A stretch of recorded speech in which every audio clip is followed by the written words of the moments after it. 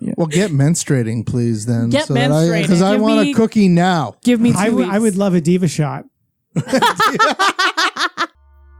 Warning, this podcast contains violence, sexuality, gore, and other horrible and disturbing things. Listener discretion is advised. Also, the hosts of this venture are ignorant dipshits, so please do not take anything they say as fact. And enjoy the show. Now, are you sitting comfortably? Good. Then we'll begin. Today we had 15 homicides and 63 violent crimes, as if that's the way it's supposed to be. The atoms in your left hand probably came from a different star than your right hand. It is our basic human right to be fucked up. A second plane now has crashed into the other tower of the World Trade Center. Putting chemicals in the water that turn the friggin' frogs gay. The defendant shall be incarcerated for the rest of her natural life with no possibility of parole. You are not machines. You are not cattle. You are men. We were somewhere around Barstow, on the edge of the desert, when the drugs began to take hold.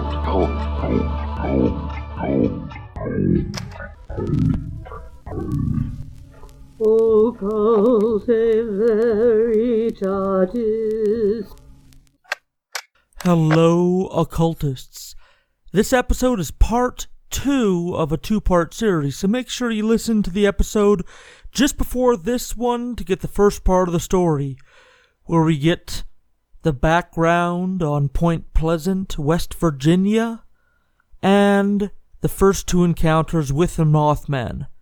But here is part 2 of Mothman. Enjoy! In November of 1966, 4 young people in a car, they were driving past this building, and they saw what looked like a very large man, 6 or 7 feet tall, standing next to this power plant. And for some reason, he scared the death out of them. They were all scared to death. So the boy who was driving hit the accelerator, and they drove out of there at a high speed. And looking back, this thing rose up in the air and followed their car. And they were going over 60 miles an hour on these dirt roads, and this thing was flying right along with them. So they drove straight to the police station. Now you have to realize in small towns, teenagers do not go to the police station voluntarily. And the police were so convinced by their behavior that they held a press conference the next day. And reporters from the local newspapers, from Charlotte and other cities around there, came to hear this very bizarre story of this flying man. At that time, Batman was very popular on television. So the newspapers labeled this creature Mothman. And that was the beginning of the Mothman caper, I guess you'd call it. And the next year, there were over 100 reports of this Mothman. Some of the people who reported seeing this thing were not only adults, they were responsible adults like bankers and local officials, the lady who was sort of the head of the Chamber of Commerce. In the Christmas season of 1967, in Point Pleasant, West Virginia, there was a bridge called the Silver Bridge that crossed the Ohio River. And on December 15th, 1967, that bridge collapsed, and it was loaded down with cars, people who had been Christmas shopping, and that sort of put a damper on all my investigations. Because I knew some of the people who had gone down with the bridge, and some of these people had been Mothman witnesses. And so I did just one magazine article on the whole subject, and it was a short article. It was about 2,000 words. And I gave one talk on the radio about it, on Long John Nebel's show, and that was the extent of my involvement.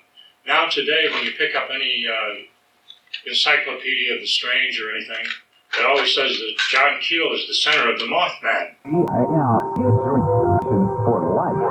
people that ran into Mothman, they kept on having visits with Men in Black. So, for example... Here come the Men in Black. Men in Black. I can't stop. Yeah. The two couples, so Linda and Roger was one of them. Linda got a visit from the FBI. She was followed 5 times by the Men in Black. Apparently there was 3 of them at all times. They were all male. One was really short to the point where he couldn't see over the dash of the car. Me too. They all had black suits, black hats, and translucent pale skin where you could see all the veins underneath. Also same. They trailed them in a black Cadillac, even through back alleys and drive-thrus. Oh boy. And their fingers were much longer than normal and had inappropriate facial mannerisms. So they would smile and frown and be angry when it wasn't called for. And they would just follow behind her, like right behind her for miles at a time. Kind of sounds like me, actually. You're the giggle at the funeral. Yeah. You do have inappropriate facial mannerisms. Are we done with this shitty white wine? Can I put it in the fridge? Yeah. I'll drink it later. I think we should take a knife to the bag and just do not. I will drink it tomorrow while watching American Horror Story, the last 2 episodes. Yeah. So November 16th, Marcella Bennett. Marcella and her brother Raymond and 2-year-old Tina were walking back to their car after a family visit.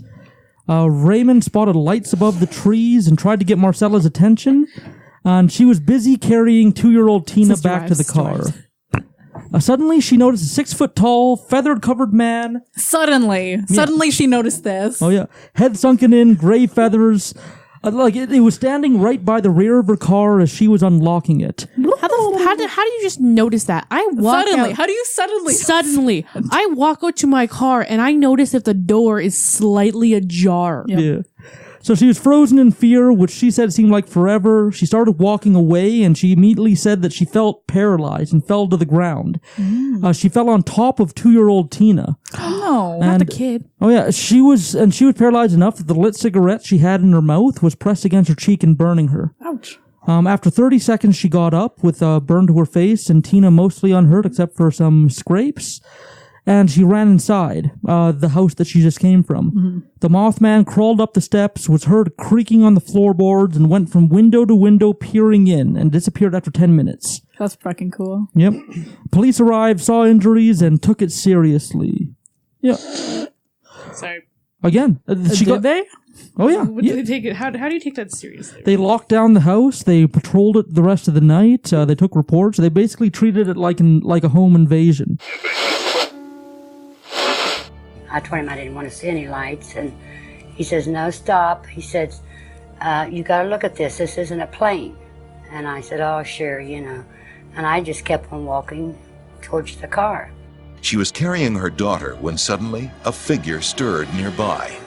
I had just approached the car, and out of the corner of my eyes, I saw this creature, which was over 6 foot tall with feathers. It just looked like a giant bird, but yet a man. And it was standing with its shoulders and then its neck down in like this. I just couldn't imagine what I was seeing and panicked. And when I tried to run, I couldn't run. I couldn't get up to get off of her. And I thought, well, she's dead. I'm killing her, but I couldn't move. It was just, I was in a trance. When I finally did get up to my feet and get my feet working, I realized that my knees were all torn up and my hands and my face had been buried in the sand. I couldn't see. And I thought I heard the creature fly off with these real loud flopping wings, made a real loud sound. It was just very frightening. One of the worst frightening experience I've ever had, in my life. And hope it's the last. It still bothers me to even talk about the creature, I could be driving along and all of a sudden I'd feel like there was something in the back seat and I would just hit my brake, I'd just slam on the brake and just turn real fast and look at my back seat. The presence of him was still around, And that was an eerie feeling. And again, Marcella from this got a visit from the Men in Black. She was driving out of Point Pleasant in a red Ford Galaxy, which is a Cadillac-ish car. This other car tailgated her and eventually came to be right beside her and tried to force her off the road, like it was coming close to her and she was having to maneuver away to keep it from hitting her. At one point, she slammed on the brakes, and the car parked sideways across the road in front of her. She said there was a man in black with a big, very obviously fake, cheap, bushy wig. Awesome. Yeah. She revved the engine and charged at the man, and he pulled his car back at the last second before she hit him.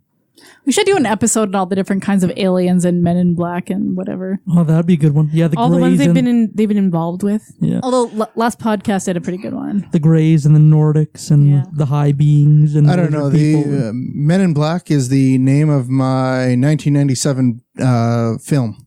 Get out. Yeah. So do you remember? I love you. Do you guys remember Woodrow, like the first guy that ran into the Men in Black? Wilson? Oh yes. So he made the first. So he made the first contact with a guy called Ingrid Cole, and Ingrid Cole said he would keep in touch, and Ingrid kept his word. So Ingrid would keep on showing up at Woodrow's house unannounced without knowing his address. 2 times he showed up while his wife and kids were home, and his wife and kids were able to provide additional accounts of what this guy looked like. So Ingrid Cole was chalk white, had cracked, dry lips that were often bleeding. Had dry mouth, so his mouth was like, he always sounded like he needed a cup of water, and he was clearing his throat constantly. Sounds like Leon Felger. Yeah. I'm not clearing my throat constantly. I just have dry mouth. Sorry. Chapstick. Every time he visited... Chapstick doesn't help dry mouth. No, That's dry lips you're thinking of. Yeah. There's a lot of moistness around here. How about that? A lot of in my mouth. A lot of moisture. Yeah, I regret that so much. His ankles, socks, and dress shoes, every time he visited, were consistently sopping wet and made like little squishy sounds as he walked around. I hate that. Yeah. Do you remember when we just went into Sage's backyard and my socks got soaping wet? Oh, yeah. I warned you. Are they moist? They're quite damp, actually. Yeah. When he would pull up his pant leg, they would notice a red cord running from underneath his sock up into his pant leg. What if it's all a ruse, though? What if he just wants people to think he's into some shit? Maybe he is into some shit. Oh, he probably is. At one point, he asked for some water, and he took a big yellow pill the size of a thumb, and it seemed to cure his dry mouth for a while. Nice. These people went to a psychiatrist. They were clear of mental illness, and then the psychologist himself got a call from Ingrid Cole after he was cleared. The last visit was taken to Cold Planet. So this is where it gets wacky. So Woodrow was the guy that made contact. This is where it gets wacky? Oh, yeah, I guess it's where it gets extra wacky. The massive bug man on top of people's cars in their windows. This is where it gets weird. All right. This gets like 10 times wacky. So Woodrow got in Ingrid Cole's spaceship and got taken to Ingrid Cole's home planet. On Ingrid's home planet, they were a believer in the Father of all gods. So they were a believer in the monotheistic Christian God. Go figure. It just so happened that Woodrow was a Christian. Wow. They had 2 sexes that marry. And they look like humans, 2 arms, 2 legs, same amount of toes and fingers, all that good stuff. What was different is they walked around nude, they communicated telepathically, and they lived to be 175 years old. Same. Sounds like the Richard Bigley household. Mm-hmm. As this was happening, the Mothman kept on being spotted. So November 21st, 1966, Richard West calls the police. He says a Batman was sitting on the roof of his neighbor's house, had big red eyes, 6 feet tall, wingspan of 8 feet, and took off not by flapping, but by raising straight up like a helicopter. Awesome. Yeah. I've been in a helicopter. I recently got to go on a helicopter at work. Oh, yeah? Did it get to go up and down? Yes, I did get to go up and down. So did it make a noise when he went up? Like a... Oh, no, Mothman sounds like a mouse. Like he's like... Like this terrifying, like, what is he, like 7 to 9 feet tall? Yeah. He's like described as buff as hell. Yep. A sunken in head, red glowing eyes. Just this monster. Yeah. And then the noise, he makes just... Yeah, it was described as a baby mouse voice. I must go. My planet needs me. And then he just kind of like lifts up like... He hovers. People think he's going to get real scary. Like, I want him to have like a Terminator voice, but then like he goes to leave and all he's like... Hey, brother, got any lamp? Where's the lamp sauce? Sorry. So, November 25th, 1966, Tom Urey was driving north of the TNT area near Point Pleasant. Mothman appeared out of nowhere again. 10 to 12 foot wingspan. He rose out of a ditch like a helicopter. He circled the car about 50 feet up. So about 50 feet above the car, he kept on making circles. At 75 miles an hour, it still easily circled overhead. It followed and watched him for about 10 miles and then disappeared. Yikes. Yeah. November 26th, Bob Bobsworth. Bob Bobsworth? Yep. It's like Bob Loblaw. Yeah. So like, blah, blah, blah, blog. Yeah. Man, his childhood, the names, just Bob, you mean Bob Bobsworth? Yeah, we need to back up real quick. Robert. Robert Robertson. Oh. I say no Bobbert to my bosses more times than I probably should. What's his real name? Blaine. Yeah, my boss hates when I shorten his name to Dick. Hey, can we congratulate Richard Bigley on his recent promotion? Yeah. Yay! Yeah, when Karen wants to talk to a supervisor, I guess they now talk to me. So, Are you still in scope? yes, I am. Attaboy. Very well. Ain't giving up that union yet. Yeah. Give it time. So, November 27th, Karen Carpenter, age 19, was driving home from church at 10:30 a.m. This is one of the only daytime spottings. The rest of them have been taking place at night. She saw a large gray man on a green, like on a golf green. She was driving by a golf course. It took straight up and flew directly at her windshield, and it said it maintained eye contact with her the entire time. She felt herself unable to look away, and suddenly, just before it came in contact with the car, it veered off and was never seen again. Now, what was strange about her is she contracted conjunctivitis, which is eye burn, and she conducted Pink eye. Oh yeah, she conduct. The conjunctiva is the white part of your eye, and when conjunctivitis, it swells. Yep. And she got severe eye burn that usually only welders get when they weld without a shield. It's called arc flash. Yep. Her eyes were swollen, itchy, and weeping, tears and pus for 2 weeks. Ew. Oh yeah. She was visited by an MIB that... Did you know that the welding process can actually give you sunburn? Really? Yeah. Sweet. Yeah. She was visited by Men in Black Jack Brown. Again, he had very long fingers, greasy black hair, coffee-colored complexion, and never blinking black eyes. He wasn't interested in Mothman. Instead asked basic questions, had a tape recorder but could not figure out how to use it, didn't know the names of nearby towns, the name of basic objects like spoons or cups. After a random question that didn't seem important to her, Jack Brown ended the conversation abruptly, left, and drove into the night. Yeah, so these Men in Black don't seem concerned about Mothman. They seem very confused about basic things about life, and they ask very silly questions to humans, things that people should already know. It really does sound like the movie Heavy Metal, if anyone's ever watched it. What's that one on? What's that? What's that movie on? Oh, it's amazing. It's like boobs and flying on pterodactyls and rock and roll music. When did it come out? That's a better question. In the 70s, maybe? Yeah, no, I wasn't even a thought, so. Well, neither was I, but it's great because you just like smoke a whole bunch of weed and you sit down and watch Heavy Metal with the Heavy what's Metal it called? 2000. The ball rock or whatever they call it. It's fucking good. No, ball rock's like, I don't remember. oh, fuck. I was high the last time I watched it. Yeah. I think we all were. It was so good, though. I don't know. And then the guy's like in like the hey, have you the seen that fighter South jet Park episode where Kenny the cat huffs pee? You quit cat pee? cheesing. Yeah. You know, you're cheesing. It's based. that. Yeah, the South Park God. episode Like is based when on it's heavy like boobs, metal, like but it's all like boobs and like rock music and drugs and what's his name? The guy who played Egon in Ghostbusters. He did really? a voice for it. Oh. Yeah. There was a whole bunch of like different people in there. Lucy Lawless did a voice for it too. Xena. So the arguably most talked about encounter was when a bunch of people entered this abandoned factory. So remember those two kids that were necking? They were sitting outside of the... Oh yeah, they were sitting outside of the abandoned factory. Paternal grandmother used to say neckin'. Yeah, it's okay. Ood actually says that with his dates to this day. Yep. Hey, you want to go neck? Go and do some necking? Would you consent to me necking you? I think so. If you're gentle, don't leave any marks. Yeah. Oh. Yeah.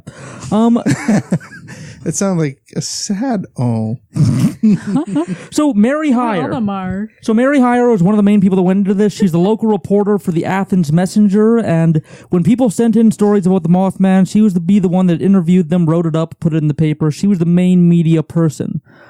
She teamed up with somebody called John Keel, who was a journalist, 14, and author of the Mothman Prophecies. So the main book on the Mothman, he is the guy that eventually wrote it. And she teamed up with him to try and see what was going on. And it all came to a front when they gathered some people together and entered this abandoned factory. So they decided to investigate this abandoned factory again in the TNT zone, so where all these arms and munitions are kept. Right.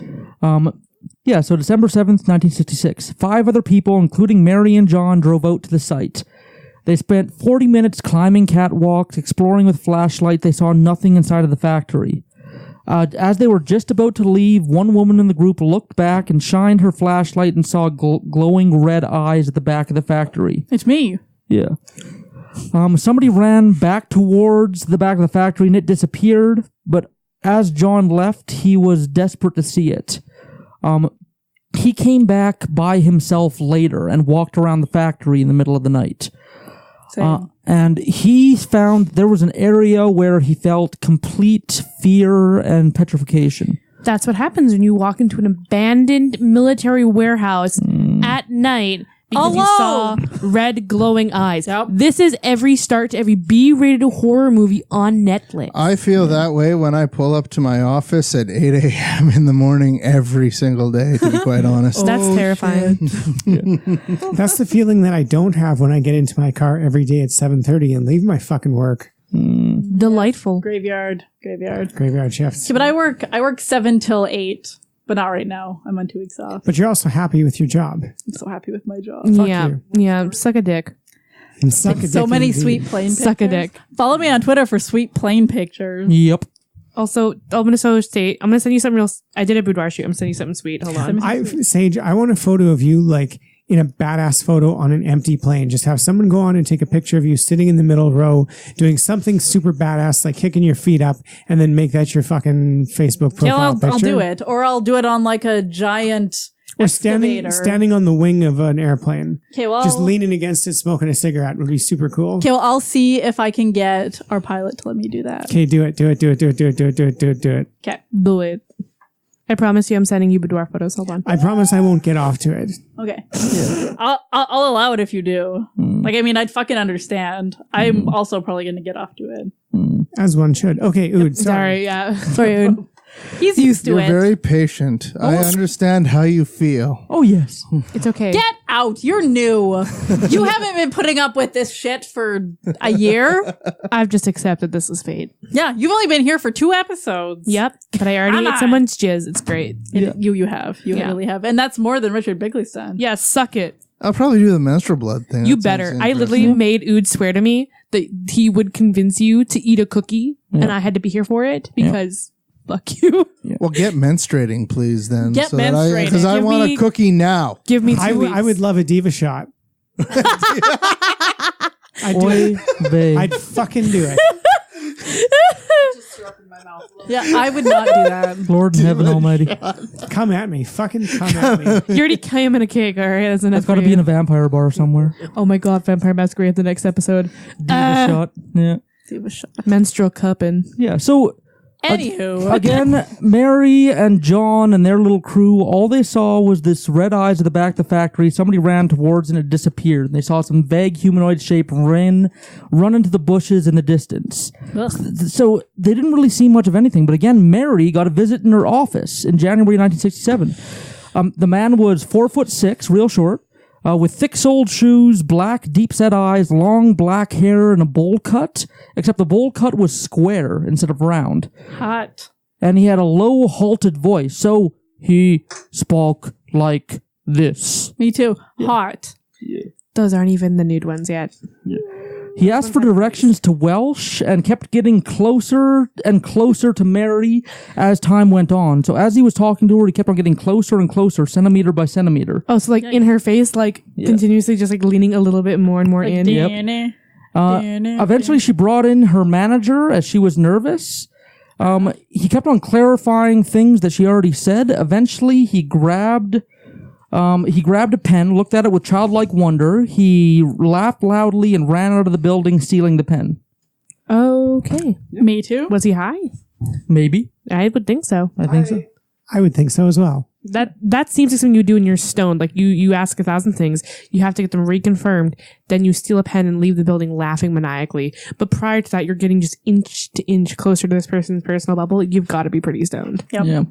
So over 1966 and 1967, over 100 sightings involving 350 people saw the Mothman. It involved groups as much as groups of 8 and people as small as singular people. It was usually at night, usually big red eyes, usually no arms, usually big wings, usually by the TNT area. November 19th, 1967, the day before the bridge collapse. Mary Heyer, the same reporter, has a dream, and she phones John Keel in the middle of the night to tell him about it. She says that people are drowning in a river. Christmas packages were floating. Now, again, this was in the book after the fact, so he could have written it afterwards. Who knows? December 15th, 1967, at 5:05 p.m., 1/10 of an inch defect on one of the eye bars that holds the bridge together started to wear. Now, when you have a defect in one of these things, as the weight of the bridge stretches against it, it starts to wear and tear in ways that it shouldn't. Right. Eventually, it gave way. It was found to be in ill repair, found to be neglected, and there was too many cars on the bridge. The population had gone up since the bridge was constructed, and there was too many cars, and the whole thing collapsed. The day of the collapse, we had graduated from basic training in Fort Knox, Kentucky. There was 4 of us. We were packed in that car like sardines with our dress greens, our duffel bags, and we came up river and some static on the radio about a bridge collapse. We didn't think anything of it. We figured it was a small one. But the closer we got to Point Pleasant, we said to ourselves, hey, we should be seeing the bridge now. And all of a sudden it dawned on us, it's gone.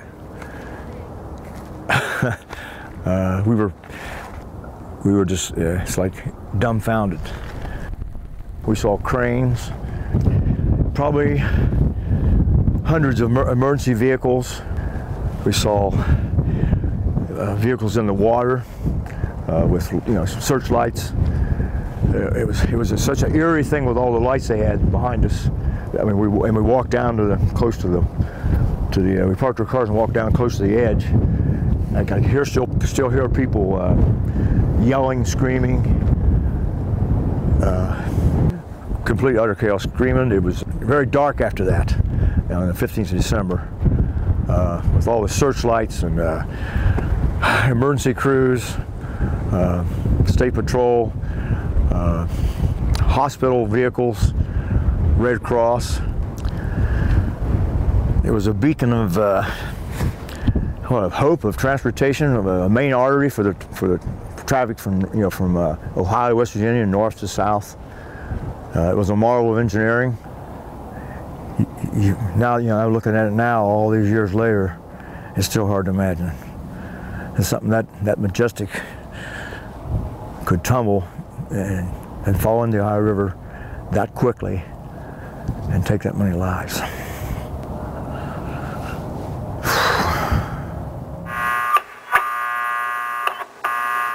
And after that, Mothman sightings dropped off. There was a few spotted ones in other locations, but the Mothman sightings, the Men in Black sightings, they kind of dropped off. So it's this weird singular event where this weird creature, Men in Black, show up. They do nonsensical things that don't seem to accomplish anything. A bridge collapses and then they disappear. I think, I don't know what to think. What do you guys think? I don't know. The bridge collapse was an inside job by the Men in Black. Maybe. Yep. You don't know it's life. One of the alien immigrants, just kind of got out of hand, seen too many times in their true form. If you watch the movie, it's quite explained there. Yeah. It's an inside job. Some of the spottings of the Mothman were weird. Like, they didn't make a sound, didn't flap wings. Yeah. So, it just disappeared, just floated out of existence. Floated out of there. I must go now. My planet It sounds needs like a me. pile of bullshit to me. Yeah. At over 6 feet. It sounds like a crock of shit. Yeah. But we should totally do a local hoax with that, though. I don't think Mothman would fly here. Literally, Mosquito Man. Mosquito Man in Saskatchewan. Look at Ood's legs. Look at Ood's legs. That is proof that Mosquito Man is a thing. Yep. That's also proof that the Ness Creek Music Festival exists. Also, because this kid refused to put on any bug spray, citing sensitive skin, and he got the shit bit out of him. But how do you explain the whip marks on his back? We don't talk about what he does in his spare time. Oh, okay. None of your fucking business, Richard Bigley. That being said, no, like Ood came over to my house because it's having a housewarming and like lifts up his pant legs a little bit. And I'm like, holy shit. Yeah, I got eaten. Pretty eaten. You were eating raw honey. There wasn't even any salt and pepper. They just took you as you were. Also, I'm going to call It's what they said. The first thing I said to Ood when they got to my house was, Leon hasn't accepted my friendship on Facebook and I'm sad. Okay, I didn't know who the fuck you were. Surprise, it's me. How'd you not notice? Surprise, motherfucker.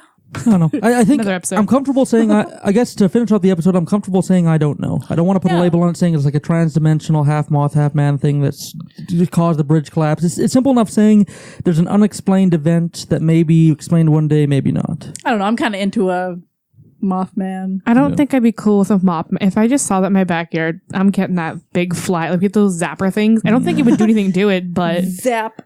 They're fucking annoying in Fallout 76. Okay, my favorite cryptid is the Jersey Devil, and no one has done it. And I'm bad at doing cryptid ones. I'll do it eventually. Do it. Please do it. I like, there's a whole bunch of different legends of the Jersey Devil. Jersey Devil. Should be good. Yeah, so for Mothman, I don't know, write in and give your own theories, ovfeedback@gmail.com. I've been Ood Gallifrey. Serge Murray. Leon Filger. And in studio with us, Tia Thatcher. And Richard Bigley. Have a good night. Love you, bye. Bye. Bye.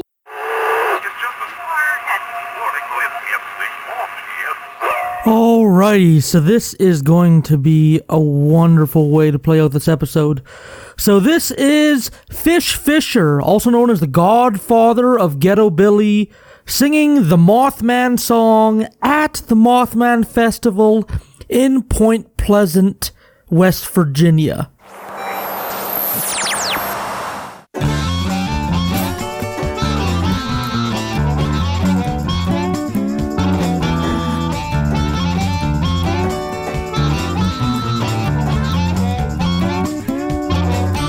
With his red eyes aglow and his white wings spread wide, you are helpless below, looking up to the night. Is it Chip Cornstalk's ghost or an alien on the shores of the Ohio here in West Virginia? In Point Pleasant we live beneath the shadow ideas and number one and all. There's no rest here between the mountains and the meadow. We know he's supernatural. Watch out, the Mothman will steal you away. Watch out, or maybe he'll save the day, yeah. Watch out, is he friend or foe? Who knows? Watch out, we just don't know.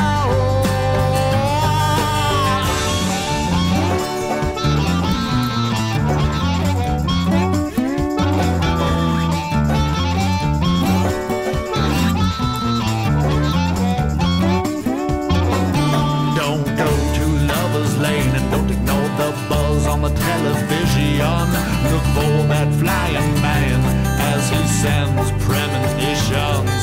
Does he live near the canal wall or in the platform munitions? Did he destroy the civil bridge or save the citizens? In Point Pleasant we live beneath the shadow our days are numbered one and all. Oh, there's no rest here between the mountains and the meadow. We know he's supernatural. Watch out, the Mothman will steal you away. Watch out, or maybe he'll save the day, yeah. Watch out, is he friend or foe? I don't know. Watch out, we just don't know.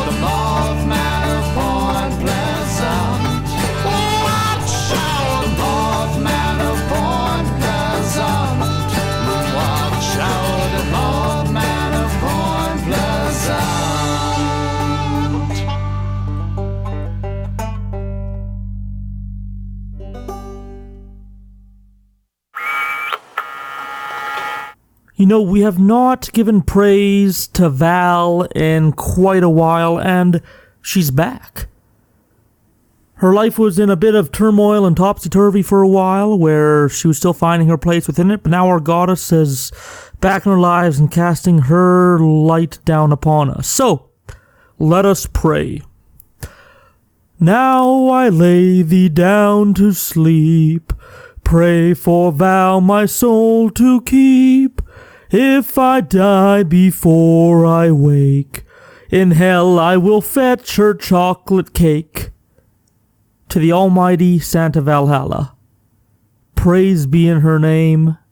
Praise be to the patrons. And praise be to the fans that follow this podcast. I hope you said that prayer with me, or at least thought it with me. You know, I don't know what religion you were before you started listening to this podcast, but hey, you're in the cult of Val now. Surprise! Sometimes we sneak up on you. Yeah, secret cult membership. That's one of the perks of listening to this podcast. So, thank you very much from the crew here at Occulte Veritatis. I love you all. You're all beautiful, beautiful people, and I hope you have a wonderful evening. Make sure that if a peanut is green, don't eat it. Those have always a bad taste in them. They're like really bitter. Yeah, don't try it. I know you want to try it, but don't. Have a good night.